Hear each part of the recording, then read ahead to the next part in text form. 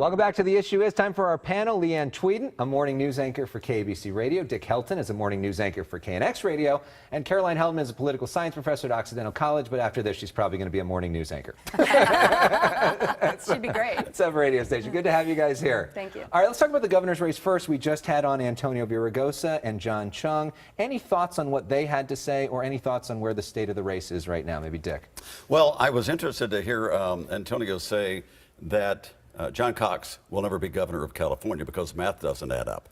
Let's not forget that Donald Trump was never going to be president until the math added up. Right.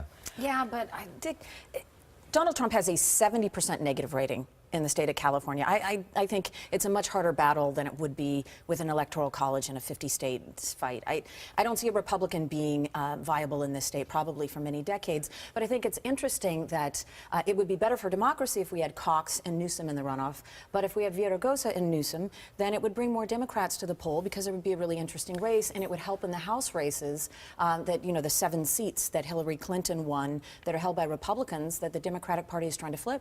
Yeah, because it would probably depress Republican turnout in those very districts. What I like about the top 2 coming out of this primary going into the end of this year, if it is Cox against what looks like Gavin Newsom's running away with it, if he does Cox beats out Villaraigosa, I like the fact that California, which is so Democratic, people will actually get to see a debate and see another side of an issue.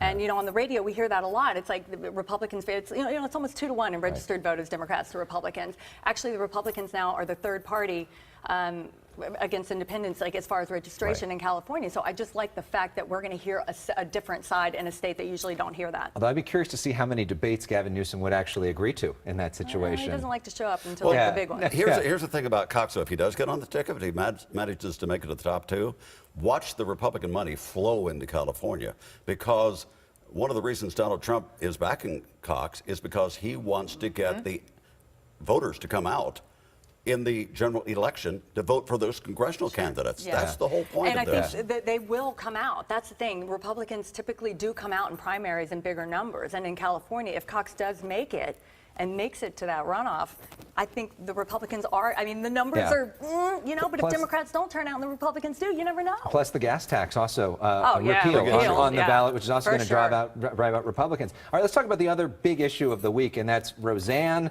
and also Samantha Bee, and these controversies over whether comedians say too much. Samantha Bee referring to Ivanka Trump, the president's daughter, using the C word on her show. Some people calling for her to be fired now. What do you make of this, and what do you think should happen to her?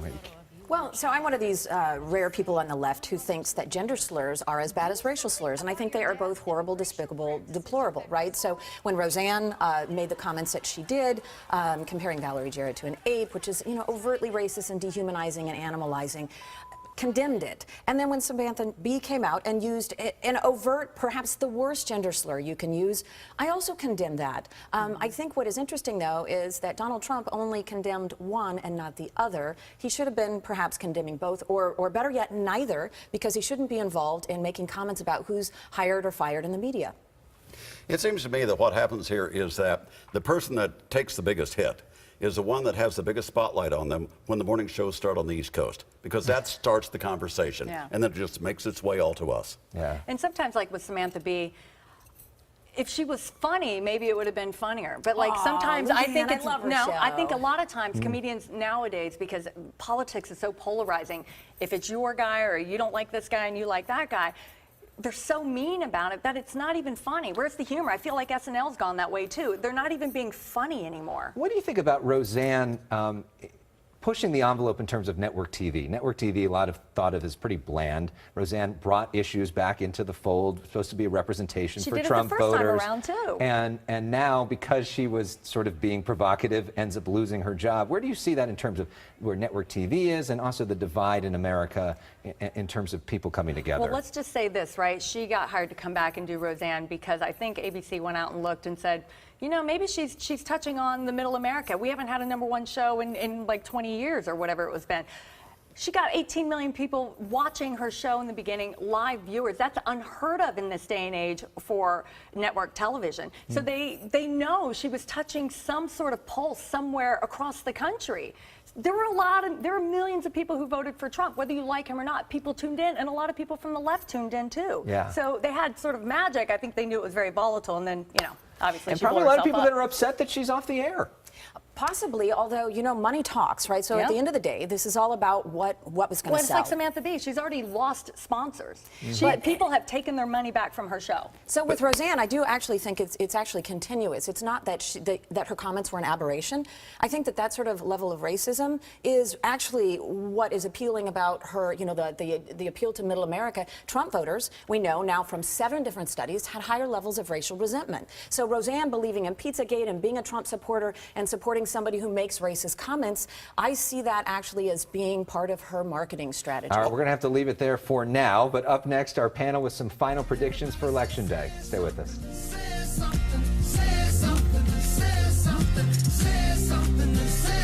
Your dance moves coming, Dick. Next week, the issue is, where do progressives go from here? I go one-on-one with Senator Bernie Sanders about his vision and whether he's running for president again. Final question for our panel. We got Election Day on Tuesday. Who are going to be the top 2 for governor? Your predictions, Leeann. Newsom, Cox. In September of 2016, I said that Donald Trump would win the presidency. I have dropped the mic and walked off the stage of predictions. You were the one. You were the only one. Yeah. That's good. I'm going to go Newsom Cox as well. Wow. So why do you think Antonio's not doing better in L.A.?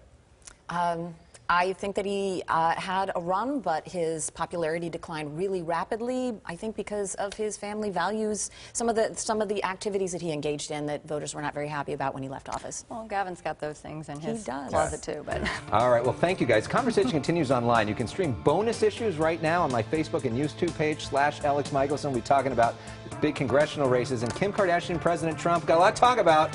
Thanks for joining us. Join us online and vote. yes, Tuesday.